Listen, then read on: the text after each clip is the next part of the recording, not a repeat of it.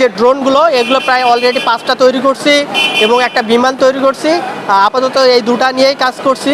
আমি মূলত এই ড্রোন প্রযুক্তি, বিমান এগুলো নিয়ে অনেক ছোটো থেকেই কাজ করি। করতে করতে আর কি চিন্তাধারা আসে যে আমি একজন কৃষক পরিবারের সন্তান, তো কৃষিকাজ করি, তো চিন্তা করি যে কৃষিকাজের জন্য কিছু তৈরি করা যায় কি না বিমান তৈরির পর। তো তখন আমি একটা ছোটো একটা ড্রোন তৈরি করি এবং সেটাতে আমি সফল হই। হওয়ার পর সেই ড্রোনটাকে আরও বড় রূপে করার জন্য কাজ করি এবং আমি সেটা করতে সক্ষমও হই। আমি অলরেডি একটা 16 লিটার কীটনাশক ছিটানো ড্রোন তৈরি করেছি, যেটা কৃষিকাজে ব্যবহার হয়।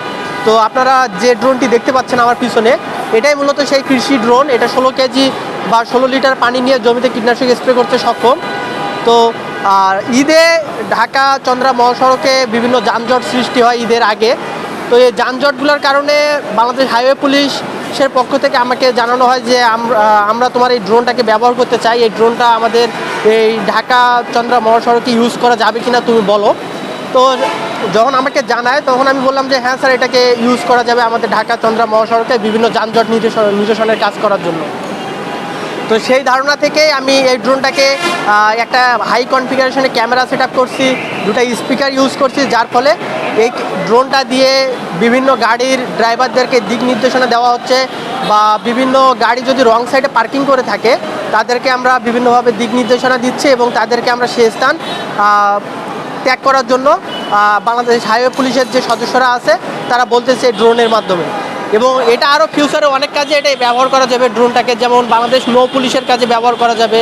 বিভিন্ন লাইফ জ্যাকেট, যদি কোনো জাহাজ বা স্পিড বোট যদি কোনো কারণে যদি অ্যাক্সিডেন্ট হয়, সেক্ষেত্রে আমরা এই ড্রোনের মাধ্যমে খুব অল্প সময়ে ওই ঘটনাস্থলে গিয়ে যে যাত্রী বা যে মানুষেরা বিপদগ্রস্ত হবে তাদেরকে আমরা এই ড্রোন দিয়ে সাহায্য করতে পারবো এবং তাদের জীবন রক্ষার কাজ করতে পারবো এই ড্রোন ব্যবহার করে।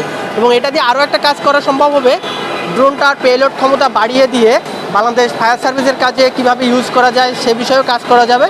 এবং এটা জরুরি ওষুধ সরবরাহ করার কাজেও ব্যবহার করা যাবে এই ড্রোনটাকে। এখন মূলত এই ড্রোনটা আমি কৃষিকাজের জন্যই ব্যবহার করতেছি এবং বাংলাদেশ হাইওয়ে পুলিশের জন্য ব্যবহার করতেছি।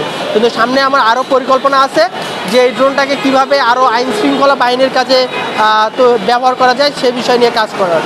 এবং আমি এই প্রযুক্তিগুলো নিয়ে কাজ করার জন্য আমি এই ড্রোন তৈরি করার কারণে মাননীয় প্রধানমন্ত্রীর কাছ থেকে 2023 সালে শেখ রাসেল পদক পেয়েছি। মূলত এই ড্রোনটি তৈরিতে আমি তেমন সরকারি প্রতিষ্ঠান থেকে তেমন সহযোগিতা পাইনি, তবে যে 16 লিটার ড্রোনটি তৈরি করেছি এটা মূলত বাংলাদেশ কৃষি গবেষণার আমাকে ফিনান্সিয়াল সাপোর্ট দিয়েছে, যার ফলে আমি এই ড্রোনটিকে তৈরি করতে সক্ষম হয়েছি। বাংলাদেশ কৃষি গবেষণা বাড়ি গাজীপুর, ওনারা আমাকে এই ড্রোনটি তৈরি করার জন্য ফিনান্সিয়াল সাপোর্ট দিয়েছে, যার ফলে আমি এই ড্রোনটি তৈরি করতে সক্ষম হয়েছি এবং আমি এটাকে আরও অ্যাডভান্স লেভেলে কীভাবে নিয়ে যাওয়া যায় সে বিষয় নিয়ে আমি কাজ করতেছি।